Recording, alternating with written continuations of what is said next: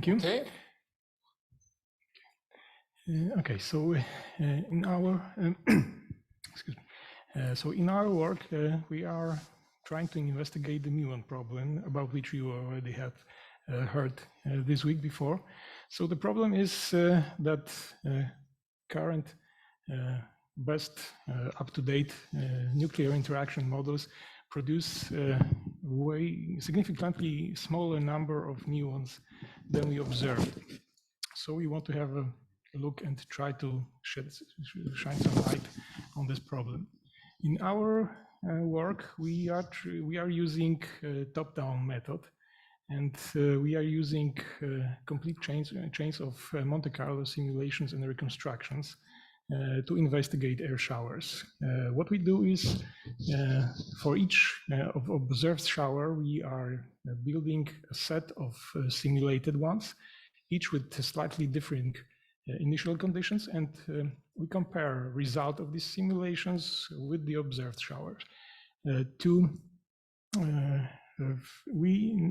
First we compare the longitudinal profiles of the simulations, and we select only those which have really best matching profiles with the observed one.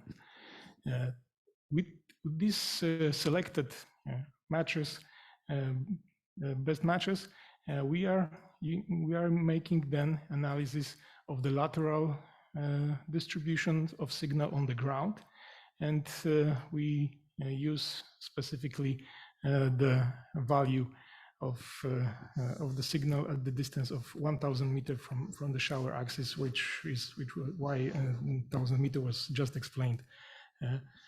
So what we are doing, well, first we want to validate our method. To this, we first built a mock data set out of simulations that use EPOS LHC model, and to reconstruct the muon signal in this mock data set, we use another sets of simulations that use EPOS QGS-JET 2 or 4 Monte Carlo simulations. Generally, the signal on the ground we can divide into two main parts, electromagnetic and muonic. Also, Monte Carlo simulations result can be divided into these parts, but of course their values may differ. That's why we introduce corresponding rescaling factors. What we use in our work is not directly signals measured on the ground, but rather difference between data signal and Monte Carlo signal. This observable we called Z. So why do we do it this way? From other studies, we already know that electromagnetic part of the air showers are simulated pretty well. Additionally, in our approach, we are taking only those simulations that have really good matching longitudinal profile with data. This way, we are even more confident that the electromagnetic part is simulated well, and this allows us to assume that rescaling factor for the electromagnetic part is equal 1. This way, in the subtraction, the electromagnetic part cancels out, and we get this simple relation between muonic signal and this our variable Z. So, of course, simulation results depend on the primary we assume. So to cover the range of probable candidates of the primaries, we choose 4 different proton, helium, nitrogen, and iron, and study these primaries.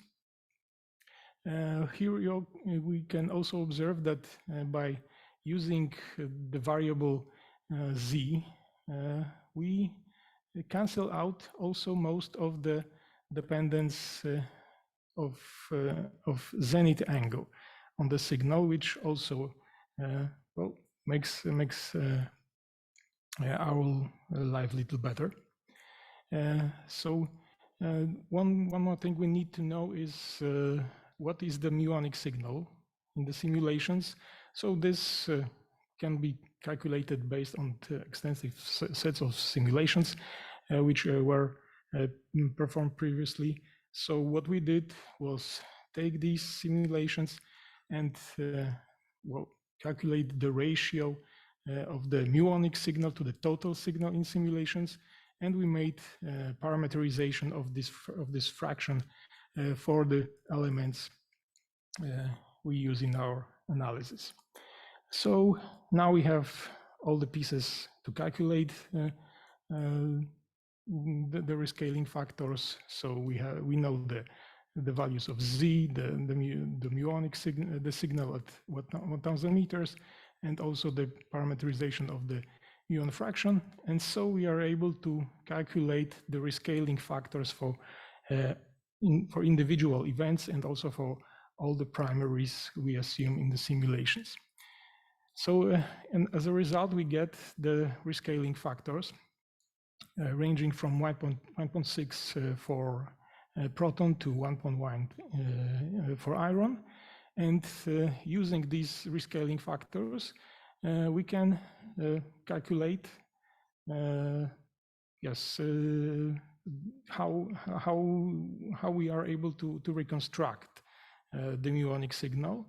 It turns out that when we multiply Monte Carlo signals by these rescaling factors, we are able to recover the mock data muon signal within 2 to 5% accuracy. Now the next thing we wanted to investigate was the beta exponent from the Heitler-Matthew model, which well determines how the muon number depends on the air shower energy and the primary mass. So this beta exponent depends on various properties of nuclear interactions. So reversely, if we knew the value of this beta, we could say something about these interaction properties. In our case, we are investigating air showers from a rather small energy range around 10 to 19 electron volts.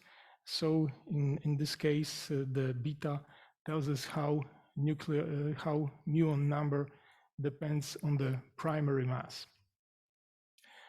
So again, the other way around, if we knew what is the muon signal for at least two different primaries, we would be able to calculate the value of the beta exponent.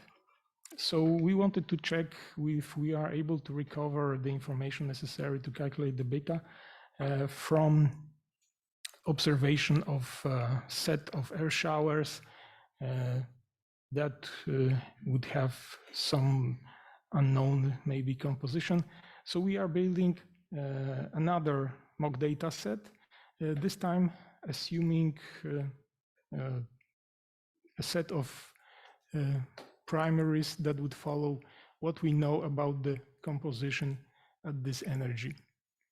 So so we also calculate then corresponding set of Z mix variable. This time the Monte Carlo muon signal is weighted by fraction of primaries, and we get such a histogram of this Z mix value. We perform Gaussian fit to this distribution to obtain the parameters we want to learn. And additionally, results of this fits have to fulfill some cuts. So we expect that the average muon number will progressively grow with the mass of the primary, and also we expect to see linearity in the muon signal versus primary mass relation. So these are the results of our calculations. So again, we are able to reconstruct the mock data muon signal with the average accuracy of, say, 5%. And also we get the value of parameter beta of 0.92, which again agrees with the models used in the simulations and nuclear interaction models. Yes, so this is my summary. So we're presenting a new method to investigate